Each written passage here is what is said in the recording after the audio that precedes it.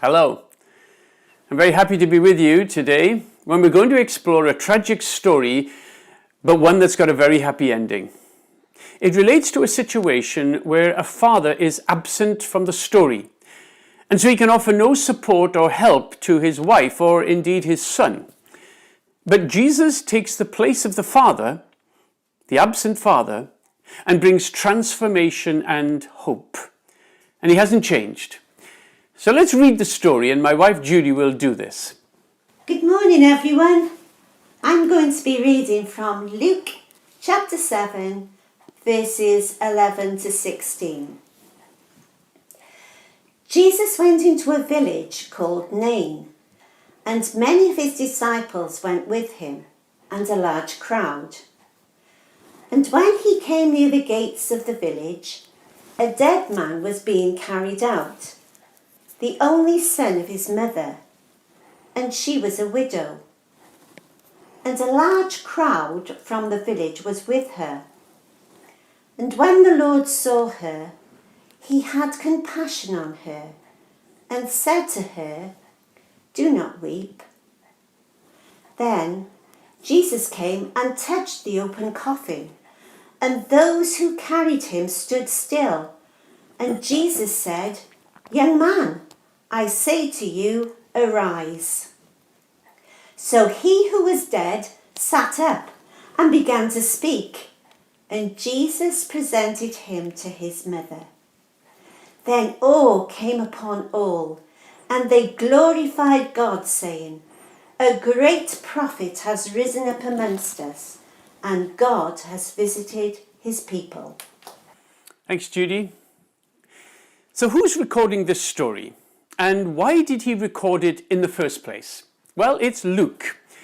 And he wrote his gospel about 30 years after Jesus had left this earth.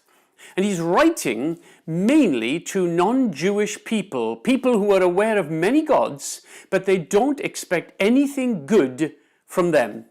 They're not good enough to receive benefits from the gods. Now, Luke's very interested in people, especially those who are marginalized. And that includes women, who in the first century were viewed as second-class citizens. So it's no surprise that most of the stories that are unique to Luke concentrate on individuals, especially those who don't have significant status in society, just like the woman in our story. You see, Luke's got a plan. It's to show that Jesus has come with good news for everybody, but also including those on the fringes of society, including those who have an absent father. Let's see how he does it. Well, first, before this particular story, Luke records another one. This time, Jesus heals a centurion's servant. Now, as a centurion, he's very important, but he represents the pagan power of Rome. He's in charge of 100 legionnaires, but they're an object of hate and fear. And of course, he's not a Jew. In other words, he's not worthy of Jesus' time. And he knows it. In fact, Luke tells us that Jewish elders of the village affirm him as if to say, "Jesus, we know he's a Gentile, but he's a good man. Please help him." And Jesus does, even though he's a marginalized person. And Luke is setting us up with a question. Can anybody else benefit from Jesus, especially somebody more marginalized than this centurion? And so we're introduced to the widow of Nain. So let's revisit the story. Now, the resurrection of the widow's son is uniquely recorded by Luke. It's very special for him and for his readers who aren't used to a God who's interested in people, especially marginalized people.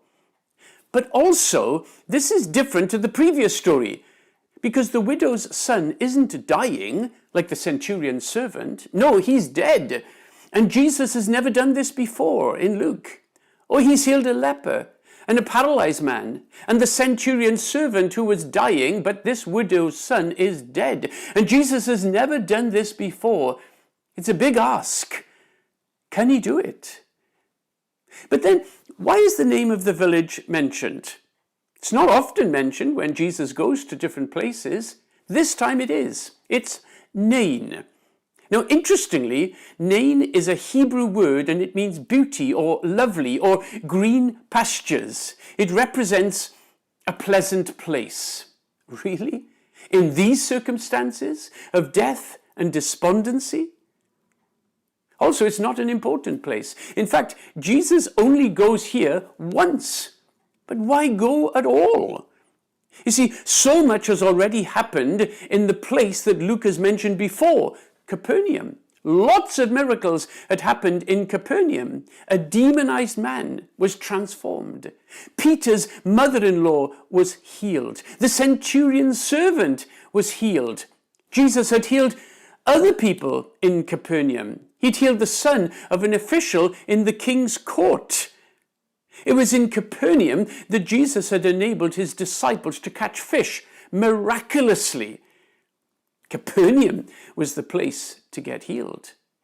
Capernaum was the place to be to see something miraculous. Nothing happened in Nain. Capernaum was the ministry base for Jesus after he left Nazareth. It was where he taught regularly in the synagogue. It was where he preached his sermon on being the bread of life. But now, Jesus goes to Nain. Why? It's only mentioned here in the Bible. Capernaum is mentioned 16 times. It was a busy, important trading center, but Jesus travels a long way from there to get to this tiny village, Nain. 50 miles. It's a long way to walk. Why does he do it? What's so important about Nain? Well, it's very interesting. The people who lived in Nain had moved from another place called Shunem, which is a few miles away, a town that no longer existed by the time of Jesus. The people of Shunem had decamped to Nain, a little village that only exists in the time of Jesus. Is there anything interesting about Shunem that we need to know about? Well, yes. It was in Shunem that the Old Testament prophet Elisha raised another son from the dead. Couldn't happen again, could it? Then a mother goes to Elisha because she believes he can help. No, he's not convinced he can help, and he only goes with her because she insists. But he knows he's out of his depth, and he is. But he tries to raise the son back to life, but he fails 3 times. But on the 4th time, the resurrection occurs. Now the question is, can Jesus do better? He's never done it before. Well, let's check out our main character in this story, this lady. Well, first of all, and obviously, she's a woman. But remember, that means that she's viewed negatively in Jewish society, morally, intellectually, socially, religiously. She's a second-class citizen. How will Jesus respond to her, who owns this low status? But then she's a widow. Now, a widow in Jewish society was actually associated with shame and reproach, as if it was her fault that she was a widow. The fact that tithes were to be given to widows and that they were not to be mistreated indicates their vulnerability. Generally, widows were not eligible to inherit their husband's estate, and any future remarriage of a widow was not looked on very kindly. Oh yes, this lady, this widow of Nain, is a most marginalized woman with no husband to help her, no father to walk by her side. And now she's lost her son who has died young.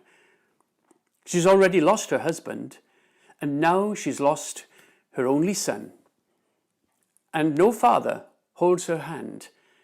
No father walks this path with her. Her situation is desperate. There's no male member in her immediate family to support her. Her vulnerability is clear for everybody to see. No one asks Jesus on her behalf, like the centurion did in the previous story. For this lady, there's no father standing by. And her grief is further emphasized in that following normal procedure in the first century, the son has probably died that very day, and that's why the body is being taken to burial before nightfall. And after that, there'll be 30 days of mourning. The start of a so sad month is about to commence for this woman. She may have wondered, what did she do to deserve such a calamity? Why had God allowed it to happen? Well, she's soon going to find out that God himself has come to her village specifically to resolve the situation in the person of Jesus. Luke doesn't want us to miss her importance to Jesus, and so he refers to her 7 times in the story. Why? Because Jesus cares for the lonely, for those who have no father to stand with them. Now, where does Jesus actually meet the woman? Well, interestingly, it's at the village gate, which, by the way, is where Elisha met the woman whose son had died. Jesus, the giver of life, meets death personified in the corpse, and they meet at the boundary gates of the village. You see, bodies were to be buried outside villages, and the meeting occurs at the threshold of that final journey, a journey away from the village which represent home, and a journey to the place where she'll say goodbye forever to the only male left in her life, and her trauma will be complete. But Jesus changes her direction and changes a hopeless journey from her house to a hope-filled journey back home. Well, what does he actually do? Well, Luke tells us that Jesus saw her, and the tense in the original Greek indicates a decisive glance. He wasn't looking at the crowds, he saw her. And the word that is used by Luke is also interesting because it's not the normal Greek word for seeing. No, the word used by Luke refers to someone who sees, but at the same time they understand, they perceive, they know more about the one that they're seeing. And Jesus truly knew her situation. Nobody told him. He didn't need anybody to tell him. He knew more than what he simply saw with his eyes, because he saw right inside her. And he saw her despair. And that's our Jesus. No wonder that Luke tells us that Jesus had compassion on her. Interestingly, compassion is rarely used of Jesus, and it's mainly of crowds. This is the only time Jesus is described as having compassion on an individual. Here, uniquely, Jesus has compassion on one person, a woman, a widow who stands without a father standing by her. But there's something else. Luke also tells us that Jesus went out of his way to meet her. And the word that describes this is used by Luke 8 times to refer to people coming to Jesus. This is the only time that it's used of Jesus going to a person. Jesus goes to her. She doesn't speak. She just weeps. But it's Jesus who functions center stage. It's his words that are recorded. He takes control of the situation and resolves the trauma. It's all about her. And how does he fix the situation? Well, first he says, don't weep. It's the only time when Jesus says to an individual, don't weep. And you can only imagine her consternation when this stranger suggests that she should not weep at the death of her only son. Why would he say that? Unless he's hinting that something is about to happen that would mean that she need not cry any longer. And then, shockingly, he touches the coffin. Why does he do that? He didn't need to touch the coffin for the funeral procession to stop, but touching the coffin was enough for the men carrying it to stop and to be shocked, because they knew what it meant. Jesus had become ceremonially unclean. But that's okay, because Jesus isn't contaminated by death. He's the victor over death. After all, Luke refers to Jesus as the Lord. He's supreme. And then to prove it, he says to the dead man, arise. Jesus transforms the situation with one word. No prayer is needed, just one word, arise, and the man sits up and he speaks, clear evidence that a remarkable event has occurred. There's no mention of faith on the part of anybody present, no request that Jesus might intervene, no hope expressed that he might. But Jesus doesn't function as the healer of broken hearts only when he's asked to help. And here he takes the initiative and he provides that which no one in the crowd would have ever thought possible. And then finally, Jesus gave her son to his mum, a personal touch. No wonder that the people referred to Jesus as a great prophet. They're probably thinking about the resurrection performed by Elisha. But how great a prophet is Jesus? You see, Luke regularly permeates his gospel with pathos as we get to learn that the majority of people will change their minds about Jesus, including those in Capernaum who saw many miracles, but they still rejected Jesus. Would the people of this village be any different? But they also conclude this. They say, God has visited his people. Now that same concept is used just once elsewhere in Luke, where it refers to a prophecy in which God is to visit his people in order to redeem them. And here, Jesus takes on that role, fulfilling that prophecy, and it's a marginalized woman who's the recipient of this gift. You see, Jesus is not just a prophet through whom God works. No. He's God himself, come to transform someone who has no concept that he might even want to help her. And he's come in person, and he's the same today.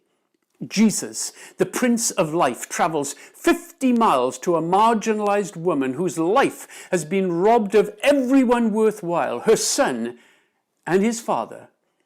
And there are disciples with Jesus and crowds of people with Jesus, but interested in them? No, he's not. It's this one woman that he speaks to, not to the disciples, not to the crowds, not to those who've come with her, but to her. And as she re-enters the village, her future beckons her with hope. And it's Jesus who's made it possible. By the way, the following story records a moment when John the Baptist asks Jesus, are you the one that we should be looking for, or is there another? And as readers of the story, we say to John, absolutely, he is the one. Follow him. He's wonderful. He's on your side more than you can imagine. And that's the message of our story. Whatever our situation, whether we have a life partner or not, whether we have a father or not, whether we live on the fringe of society or not, whether we know Jesus or not, the point is he knows us and he has a plan for us, and it's this: to stand with us, next to us, to stand beside us when no one's there, and to do us good, whether we have a father or not. That's our Jesus, then and now. And remember, just as with this woman, he was already on his way to her. She just didn't realize it. And Jesus is with you now. Of course you can't see him, but he's there. Let me pray. Thank you, Jesus, for your desire to transform our lives, whether we know you already as our friend or not. So we ask you to walk with us. Thank you that you know our situations. Thank you that you want to partner us today. Come into our lives in a new way, I pray. Amen.